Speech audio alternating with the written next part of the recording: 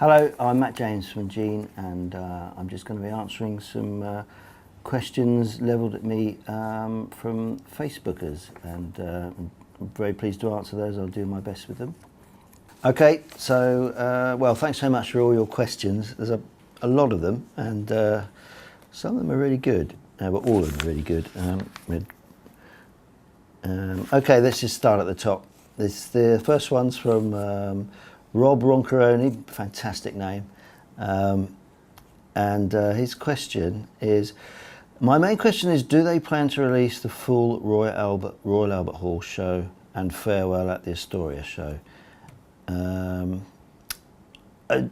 are no plans for either of those. I mean, I don't think the last show we ever played was ever recorded anyway. The Royal Albert Hall show, last year, we did actually film the Royal Albert Hall show, and the band actually paid for that to be filmed themselves. We had a 6-camera shoot there, and I hadn't seen the tapes for years, but I did actually track down the guy who filmed it and who dug them out of his basement. So I actually do have literally the cassettes that went into the camera for the Royal Albert Hall show.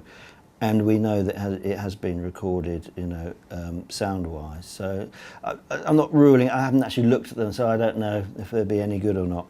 But so let's say a possibility, maybe one day. What else does Rob say? He says, do Matt and Steve have any future plans musically? Brackets, they should. I think, you know, we're not particularly playing at the moment. Palace Fires, we obviously did that album, and both of us absolutely love that album, but pretty much like Gene, we ran out of money to sort of do it as a full-time job, and that's why, you know, it didn't continue for that reason, really. I actually saw Ed from Palace Fires a couple of weeks ago, and I certainly would love to write some more music with him. And you know, it's just, you know, the days of large amounts of money in the music industry for the smaller bands, it just don't exist anymore. But yes, I would like to work with Steve again, and Ed. So that's a possibility. I don't think Gene's going to happen though. Right, Erica Kennelly from Los Angeles says, this is my question to Matt and Kevin, who's not here. In the song, Do You Want to Hear It From Me? There's a quote, the gun is fastened to Di's throat, the public laugh, the royals don't.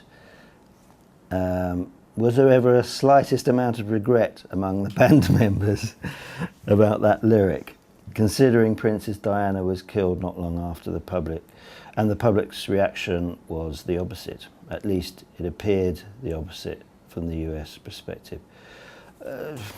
Difficult question.